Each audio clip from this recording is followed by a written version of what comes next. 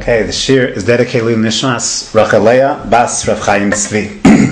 So we've been discussing the Malach of Bishul, and we're starting to really work our way through it. We discussed the topic of Ein Bishul Achar Bishul, then we expanded out to the topic of Ein Bishul Achar Afia, and there we saw the tremendous chiddush of the Yereim, that when it comes to the din of Ein Bishul Achar Afia, you want to go ahead and put bread into, let's say, a soup or what have you, so the Yereim had the chiddush that would be prohibited, because even though we assume Ein Bishul Achar Bishul, but Yesh Bishul Achar Afia, the better is already baked, and to go ahead and cook it up again would be Asr. And then we saw the Chiddush al Gabe Chiddush, that even to do so in a Kli Sheini would be prohibited. So they have a double Chiddush, the din of Ein Bishul Achar Afia, so he rejects that. He says Yesh Bishul Achar Afia, and then it even applies in a Kli Sheini. So we started at the end of last year to introduce the differences, the fundamental differences between Kli Rishon, Kli Sheini, Kli Shlishi, and again, and today we'll really try and dig deep and really understand the Yesod Hadvarim. The Gemara in Masechet Shabbos and Daf Mem Beis Amud Aleph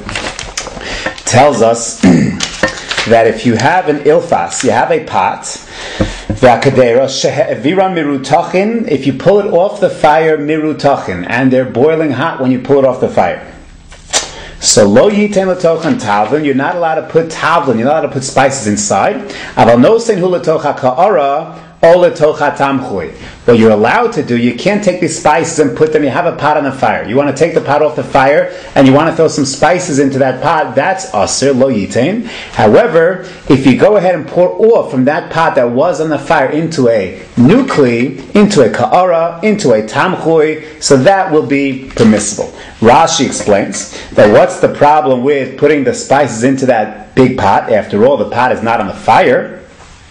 Rashi says the Kli Rishon, because even though it's not on the fire, it's still called the Kli Rishon, and Kli Rishon calls man sheroteach mevashel.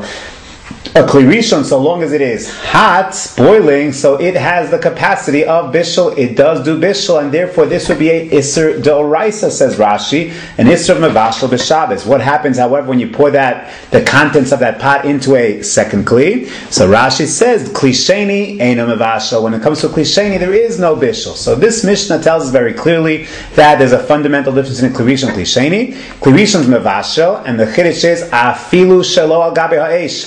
Even after you've taken that Kli Rishon off the fire, it still is hot, it's considered to be Mavashel, whereas a Kli Sheini is Eino Mavashel. Fundamental difference between a Kli Rishon and a Kli Sheini. If you look at the Aruch HaShulchan and Siman Shin Yud Ches, Halacha Chaf Aleph, so the Aruch HaShulchan seems to indicate that this is not exactly the Shitas HaRambam.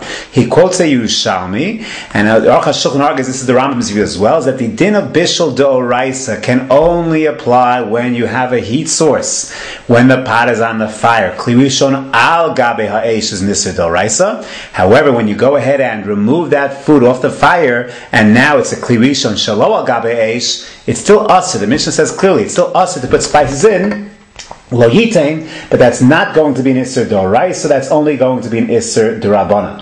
In other words, according to the Rambam Yerushalmi, a Kli Rishon Shel Gabe Eish is only an Isser D'Rabbanan, whereas according to Rashi and the consensus of Rova Poskim, Rova Rishonim, is that a Kli Rishon Shel Al Gabe Eish is indeed going to be an Isser D'Oraisa. And if you look at Shulchan Aruch and Siman Shin Yud Ches, Halacha Tes, this is exactly how the Shulchan Aruch paskins. The Shulchan Aruch writes, Shin Yud Ches Halacha Tes,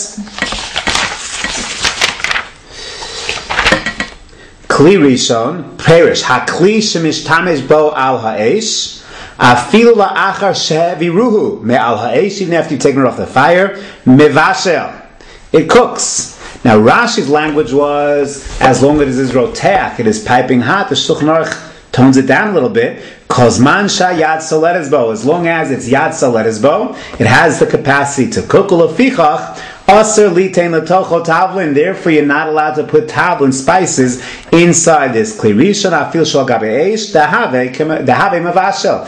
That is considered to be bona fide cooking. Kli Sheini, however, is not considered to be cooking. Tosas in Masechet Shabbos over here on this sugya asks the following very, very important question. Tosas wonders, what's the difference between a Kli Rishon and a Kli Sheini? After all, in both instances, Kli Rishon, Kli Sheini, the food is extremely hot.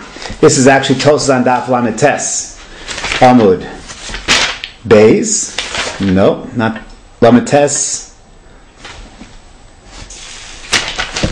Sorry, the Tosas is founded up Mem Beis. So Tosas wants to know what exactly is the difference between a Kli Rishon and a Kli Sheini. After all, in both cases, we're talking about the water in the pot is very, very hot.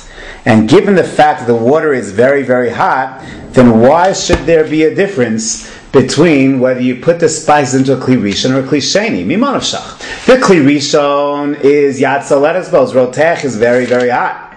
The Kli Sheini is also hot. Maybe a couple of degrees cooler, but it's very, very hot. Whatever is happening in the Kli Rishon is also happening in the Kli Sheini. I'm sorry.